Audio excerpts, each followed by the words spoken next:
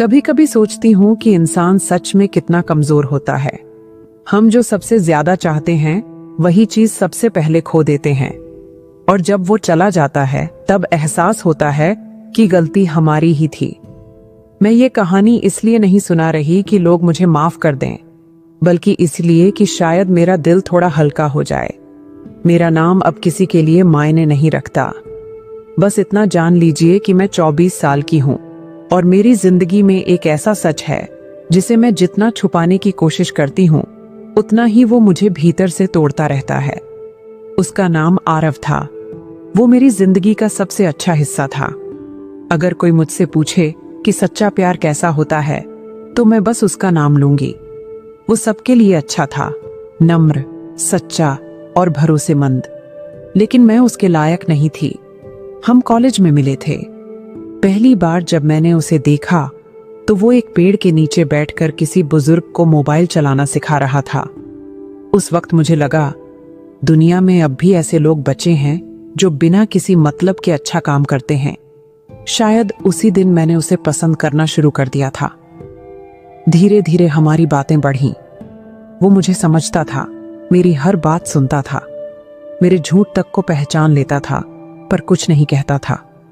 मुझे लगता था कि वो मुझे सबसे ज्यादा जानता है, और शायद यही मेरी सबसे बड़ी भूल थी, क्योंकि मैं खुद को भी नहीं जानती थी। मेरा अतीत कुछ ऐसा था जिससे मैं हमेशा भागती रही, और उस अतीत का नाम था निखिल। वो मेरा पहला प्यार था, लेकिन शायद प्यार से ज्यादा एक जुनून था। जब मैंने उससे रिश्ता खत्म किया तो उसने कहा था, अगर तू मेरी नहीं बनी तो किसी और की भी नहीं बनेगी। मुझे लगा वो बस गुस्से में कह रहा है, लेकिन नहीं। जब उसे पता चला कि मैं आरव के साथ हूं तो उसने मुझे कॉल करना शुरू कर दिया। मैं डर गई थी। मैंने उसका नंबर ब्लॉक किया, लेकिन वो अलग अलग नंबर से संपर्क करता रहा। एक दिन उसने मुझे धमकी दी कि अगर मैंने उसकी बात नहीं मानी तो वो कुछ ऐसा करेगा जिससे मेरी जिंदगी बर्बाद हो जाएगी। मैंने उसकी बातों पर ध्यान नहीं दिया, लेकिन कुछ दिनों बाद उसने मुझे एक वीडियो भेजा। वो वीडियो जिसे अगर कोई देख लेता तो मैं हर चीज खो देती। मेरे पास न इज्जत बचती, न नौकरी, न आरव। उसने कहा कि अगर मैं उसकी एक मदद कर दूं तो वो सब कुछ डिलीट कर देगा। बस एक कंपनी का कॉन्फिडेंशियल डेटा उसे चाहिए था, वही कंपनी जिसमें आरव काम करता था। मैंने मना किया, लेकिन वो बार बार धमकाने लगा। मुझे याद है, उस रात मैंने बहुत रोया था। आरव मेरे पास आया था। उसने पूछा कि क्या सब ठीक है। मैंने झूठ बोला कि सब ठीक है, और उसी रात मैंने वो गलती कर दी जिसने सब कुछ खत्म कर दिया। मैंने वो डेटा निखिल को भेज दिया। कुछ ही दिनों में कंपनी में हलचल मच गई।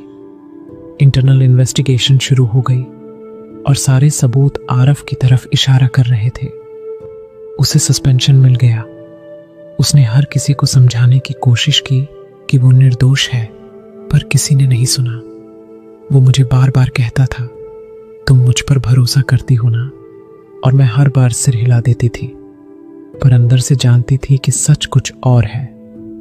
एक दिन वो मेरे घर आया। उसके हाथ में रेजिग्नेशन लेटर था। उसने कहा, अब मैं थक गया हूं, अगर तुम मेरे साथ हो तो मुझे कुछ नहीं चाहिए। मैंने कहा, मैं हमेशा तुम्हारे साथ हूं। उसने मुस्कुराकर कहा, तो सब ठीक हो जाएगा। और उसी पल उसकी आंखों में कुछ बदल गया, जैसे उसने कुछ समझ लिया हो। वो बिना कुछ बोले चला गया, और अगली सुबह उसकी मौत की खबर आई। पुलिस ने कहा कि उसने आत्महत्या की, पर मैं जानती हूं कि यह सच नहीं था। वो खुद को नहीं मार सकता था। उसे मारा मेरे झूठ ने, मेरे डर ने, मेरे धोखे ने। 3 साल हो गए हैं, लेकिन हर रात मुझे उसकी आंखें दिखती हैं।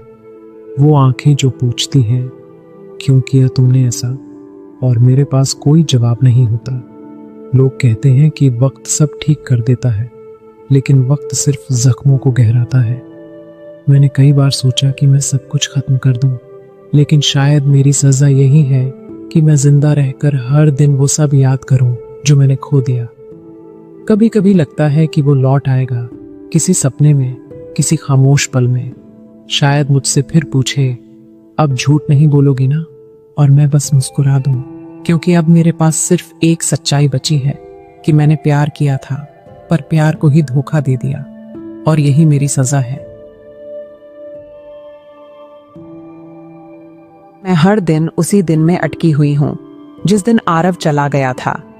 लोग कहते हैं वक्त सब कुछ बदल देता है, पर मेरे लिए वक्त वहीं ठहरा हुआ है, उसी जगह जहां मैंने आखिरी बार उसे देखा था। हर साल उसकी बरसी पर मैं उसके घर के पास जाती हूँ।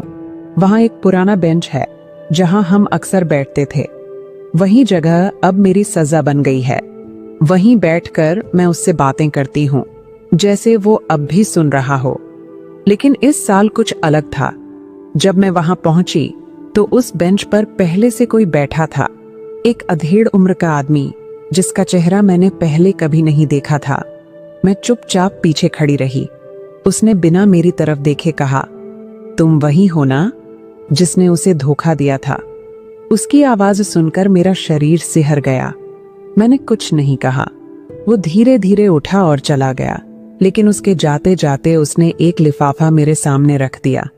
उस पर बस एक नाम लिखा था, आरव। मैं बहुत देर तक उस लिफाफे को देखती रही, हाथ कांप रहे थे। घर आकर जब मैंने उसे खोला तो अंदर कुछ कागज थे और एक पुराना फोन। फोन में एक ही वीडियो था और एक नोट। सच्चाई कभी नहीं मरती। मैंने वीडियो चलाया। पहले कुछ सेकंड में सिर्फ शोर था, फिर कैमरा स्थिर हुआ। आरव सामने बैठा था। उसकी आंखें थकी हुई लग रही थीं, लेकिन चेहरे पर एक अजीब शांति थी। उसने कहा, अगर तुम ये वीडियो देख रही हो तो शायद मैं अब इस दुनिया में नहीं हूं, लेकिन मैं चाहता हूं कि तुम सच जानो। मेरा दिल धड़कना बंद हो गया। वो बोलता जा रहा था और हर शब्द मेरे अंदर चाकू की तरह उतर रहा था। मुझे सब पता चल गया था।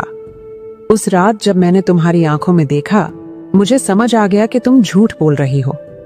मैंने कोशिश की थी कि खुद को समझा लूं कि शायद मैं गलत हूं, लेकिन सबूत कुछ और कह रहे थे। निखिल से जो मेल आया था उसमें तुम्हारा नाम था, और फिर भी मैं तुमसे नफरत नहीं कर पाया। मैंने खुद को दोषी माना। मैंने सोचा शायद मैंने तुम्हें इतना भरोसा ही नहीं दिया कि तुम मुझसे सच कह सको। मैं रो रही थी। स्क्रीन धुंधली हो गई थी। वो आगे बोला, उस दिन मैं तुम्हारे घर से गया था, लेकिन खुद को मारने नहीं। मैं किसी और को ढूंढने गया था, निखिल को, और वहां जो हुआ वो तुम नहीं जानती। वीडियो वहीं कट गया। बाकी फाइल करप्टेड थी। मेरे हाथ सुन्न हो गए थे। क्या उसने निखिल को मारा था? क्या उस दिन कोई और सच हुआ था जो मुझसे छिपा रहा? मुझे लगा ये सब बस मेरा भ्रम है, पर अगले दिन दरवाजे पर दस्तक हुई। बाहर वही आदमी खड़ा था जिसने वो लिफाफा दिया था। उसने कहा, आरव मेरा बेटा था। मैं कुछ नहीं बोल पाई। उसने मेरे चेहरे पर देखा और बोला, वो खुद नहीं मरा था, और मुझे पता है तुम सच्चाई जानना चाहती हो। उसके बाद उसने मुझे एक पेन ड्राइव दी और कहा, इसमें वो है जो पुलिस ने नहीं देखा। मैंने पेन ड्राइव अपने लैपटॉप में लगाई। उसमें कुछ सीसीटीवी फुटेज थी। आरव और निखिल एक गली में बात कर रहे थे। फिर दोनों के बीच बहस होती है और निखिल उसे धक्का देता है। आरव गिर जाता है, सिर पत्थर से टकराता है। निखिल वहां से भाग जाता है। मेरा पूरा शरीर सुन्न हो गया। आरव की मौत एक एक्सीडेंट थी, आत्महत्या नहीं, लेकिन निखिल ने उसे मरने के लिए वहीं छोड़ दिया था। मैंने पुलिस को सब बताया। केस फिर से खुला। कुछ महीनों बाद निखिल गिरफ्तार हुआ। उसने कबूल किया कि वो आरव से मिलने गया था, लेकिन उसे मारने का इरादा नहीं था। उसने कहा, वो बहुत शांत था। उसने मुझसे कहा कि अब सब खत्म हो गया है। मैं बस उसे डराना चाहता था। न्याय हुआ, पर मेरे अंदर का गिल्ट खत्म नहीं हुआ, क्योंकि चाहे जिसने भी उसे मारा हो, मौत की शुरुआत मेरी वजह से हुई थी। अगर मैंने झूठ नहीं बोला होता, अगर मैंने वो डेटा नहीं दिया होता, तो शायद आज वो जिंदा होता। मैंने उसकी मौत के बाद कभी आईने में खुद को देखा नहीं। हर बार लगता है कि वो पीछे खड़ा है, मेरी तरफ देख रहा है। कभी कुछ नहीं बोलता, बस मुस्कुराता है, जैसे कह रहा हो, अब झूठ नहीं बोलोगी ना? आज जब मैं ये बोल रही हूं तब मुझे समझ आता है कि गुनाह सिर्फ वो नहीं होता जो हम करते हैं, गुनाह वो भी होता है जो हम होने देते हैं। और मैंने दोनों किए। कभी कभी रात में खिड़की के बाहर देखती हूं तो हवा में उसकी खुशबू महसूस होती है।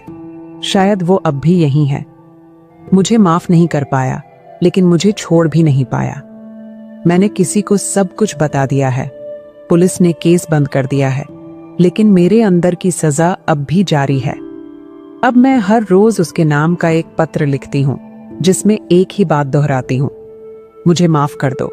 मुझे नहीं पता वो कभी सुनेगा या नहीं, पर अगर कहीं किसी और दुनिया में वो अब भी है तो मैं चाहती हूं कि वो जाने कि मैंने प्यार किया था, सच में किया था।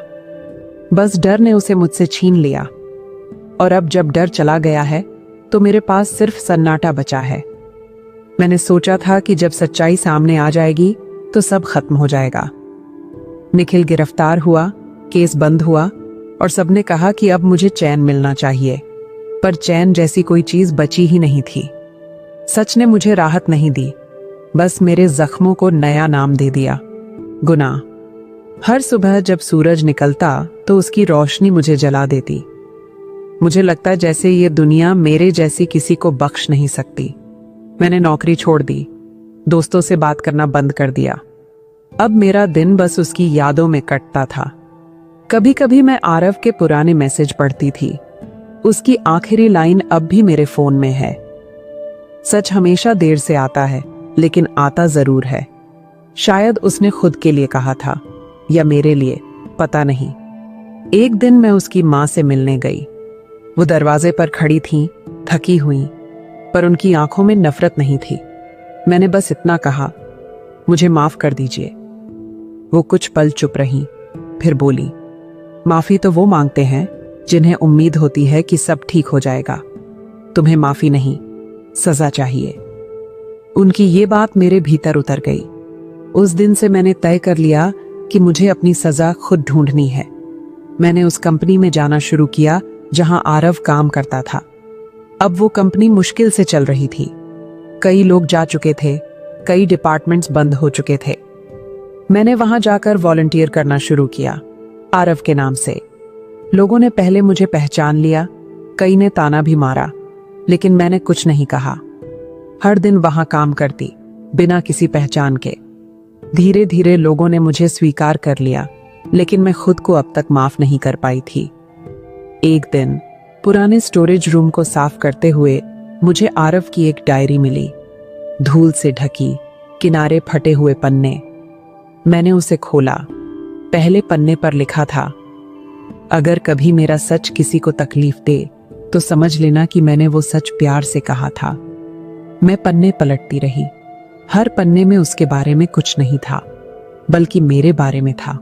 उसने लिखा था कि उसे पता है मैं अंदर से डरती हूं, कि मैं खुद से भागती हूं और एक दिन जब मैं लौटूंगी तो उसे कहीं नहीं पाऊंगी। डायरी का आखिरी पन्ना अधूरा था, बस 3 शब्द लिखे थे, वो मुझसे झूठ बोलेगी, और वहीं खत्म हो गया। मैं कई घंटे उस डायरी को पकड़े बैठी रही। हर शब्द जैसे मुझे चीर रहा था। वो मुझे जानता था, शायद उससे ज्यादा जितना मैं खुद को जानती थी। मैंने उस दिन तय किया कि अब मुझे अपनी सजा पूरी करनी है। मैंने आरव के नाम से एक फाउंडेशन शुरू की, the Aarav trust for truth. वो उन लोगों की मदद करती थी जो इमोशनल ट्रॉमा, गिल्ट या साइकोलॉजिकल अब्यूज से गुजर रहे थे। मैं दिन रात उसी में लगी रहती। लोग मेरे पास आते, अपनी कहानियां सुनाते। हर कहानी में कहीं ना कहीं मैं खुद को देखती। शुरू में लगा कि इससे शायद मेरा दर्द कम होगा, पर नहीं, हर नई कहानी मेरे गुनाह का नया आईना बन जाती। एक दिन एक लड़की आई, उसका नाम रिया था। वो भी किसी से धोखा कर चुकी थी और अब उसे सुकून नहीं मिल रहा था। वो बोली, क्या सच्चाई बोल देने से दर्द कम हो जाता है? मैंने कहा, नहीं, लेकिन झूठ बोलते रहना और दर्दनाक होता है। उसने पूछा, क्या आपने कभी किसी को सब कुछ सच सच बता दिया? मैंने सिर झुका लिया, क्योंकि मैंने सब बताया था, पर जिससे बताना चाहिए था वो अब था ही नहीं। रिया ने जाते जाते कहा, कभी कभी सजा खत्म नहीं होती, वो बस रूप बदल लेती है। उसकी ये बात जैसे किसी और की नहीं, मेरे लिए ही कही गई थी। कुछ दिनों बाद मुझे एक अनजान मेल आया। सब्जेक्ट लाइन में लिखा था, वो अब भी तुम्हें देखता है। मैंने मेल खोला। उसमें एक तस्वीर थी, आरव की, उसी बेंच पर बैठे हुए। समय और तारीख आज की थी। मुझे लगा कोई मजाक कर रहा है, पर मेल भेजने वाला एनोनिमस था। मैं उस जगह पहुंची जहां हम बैठते थे। बेंच खाली थी, पर उसके पास जमीन पर एक सफेद गुलाब रखा था। वो फूल ताजा था। मैंने चारों तरफ देखा, कोई नहीं था। हवा में वही पुरानी खुशबू थी, आरव की। उस पल मुझे समझ आया कि सजा कभी खत्म नहीं होती। वो बस तुम्हारे आसपास घूमती रहती है, ताकि याद दिलाती रहे कि तुमने क्या खोया है। अब मैं हर हफ्ते वहां जाती हूँ, उस बेंच पर बैठकर अपने सारे गुनाह गिनती हूँ और सोचती हूँ, अगर वो कहीं है तो क्या अब भी मुझसे पूछता होगा। अब झूठ नहीं बोलोगी ना? और मैं हर बार एक ही जवाब देती हूँ, अब नहीं। उस रात मैं सो नहीं पाई। वो तस्वीर, वो सफेद गुलाब, सब कुछ जैसे मुझे बार बार वही सवाल पूछ रहे थे। क्या सच में वो चला गया था? मैंने कई बार उस ईमेल को देखा। हर बार वो और ज्यादा असली लगता था। वो बेंच, वही पार्क, वही रोशनी। यहां तक कि बैकग्राउंड में एक बच्चा गुब्बारा लिए भाग रहा था, जैसे कोई पुरानी याद फिर से दोहराई जा रही हो। मैंने सोचा शायद ये किसी ने एडिट किया हो, पर तस्वीर की टाइम स्टैम्प असली थी। आज की ही तारीख और वही समय जब मैं उस पार्क में नहीं थी। कोई तो था जिसने वो तस्वीर ली थी। अगले दिन मैं फिर वहां गई। दिन में भीड़ थी, बच्चे खेल रहे थे, पर वो बेंच मुझे देखती हुई सी लगी, जैसे उस पर बैठा कोई अदृश्य साया अब भी मुझे देख रहा हो। मैंने आसपास के गार्ड से पूछा, यहां कल रात कोई आया था? वो बोला, हाँ, एक आदमी बैठा था देर तक। मैंने पूछा, आपने उसका चेहरा देखा? उसने कहा, अंधेरा था पर उसने सफेद शर्ट पहनी थी और जाते जाते गुलाब रखा। मेरा दिल धड़क उठा। आरव हमेशा सफेद शर्ट पहनता था। मैंने खुद को समझाया कि शायद ये कोई और होगा, पर मन नहीं माना। मैंने उस मेल का जवाब लिखा, तुम कौन हो? पर कोई जवाब नहीं आया। अगले 3 दिन तक कुछ नहीं हुआ। मैंने सोचा अब सब खत्म। शायद ये मेरा भ्रम था, मेरा मन मुझसे खेल रहा था। फिर चौथे दिन एक पार्सल आया। उसमें कोई नाम नहीं था, बस एक पुराना लिफाफा और एक पेन ड्राइव। लिफाफे पर लिखा था, अगर अब भी सच्चाई चाहिए तो इसे देखो। मैंने कंप्यूटर में पेन ड्राइव लगाई। स्क्रीन पर एक वीडियो चला। आरव जिंदा, कमजोर पर जिंदा। वो किसी कमरे में बैठा था। दीवारों पर अखबार चिपके थे और उसकी आंखों में वो शांत सन्नाटा था जो सिर्फ किसी मर चुकी आत्मा में होता है। वो बोला, अगर तुम ये वीडियो देख रही हो तो इसका मतलब है कि मैं अब भी तुम्हारे आसपास हूं, लेकिन वैसे नहीं जैसे पहले था। जिस दिन सब खत्म हुआ उस दिन मैंने मरने की कोशिश की थी, पर मौत ने मुझे छोड़ दिया। मैं जला था पर बच गया। चेहरा बदल गया, नाम मिट गया, पर सांसें अब भी हैं। मैंने सब कुछ पीछे छोड़ दिया, यहां तक कि तुम्हें भी, क्योंकि मैं जानता था अगर तुम सच जानोगी तो कभी खुद को माफ नहीं कर पाओगी। इसलिए मैंने सबको यही मानने दिया कि मैं चला गया। वो रुकता है, फिर कैमरे की तरफ देखता है। तुमने मुझसे झूठ बोला, लेकिन मैंने तुम्हें माफ कर दिया था उसी दिन, क्योंकि प्यार का मतलब मालिक बनना नहीं होता, बल्कि उसे छोड़ देना होता है जो तुम्हें तोड़ चुका है। वीडियो वहीं रुक गया।